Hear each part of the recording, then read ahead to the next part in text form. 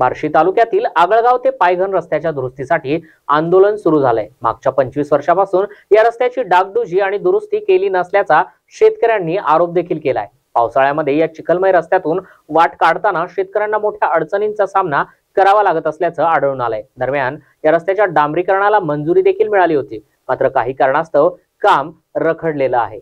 या रस्त्यालगत जवळपास 200 ते 250 शेतकऱ्यांचा राबता असतो। तसेच रस्त्याच्या डांबरीकरणाच्या कामाला तात्काळ सुरुवात नाही केली तर सार्वजनिक बांधकाम विभाग अधिकाऱ्यांच्या खुर्चीवर चिखल टाकण्याचा इशारा देखील यावेळी शेतकऱ्यांनी दिला आहे।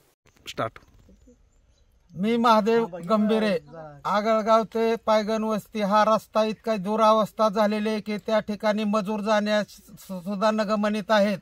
माझा गट नंबर 269 यामध्ये मी आता उडीद काढायला आलेला आहे। त्या ठिकाणी मजूर जाण्यासाठी वाट नाही, त्यामुळं हा मंजूर झालेला रस्ता त्याकडे आमदार साहेबांनी लक्ष द्यावे आणि रस्ता लवकरात लवकर मार्गी लावावा, नाहीतर याच्यापेक्षा तीव्र आंदोलन केलं जाईल।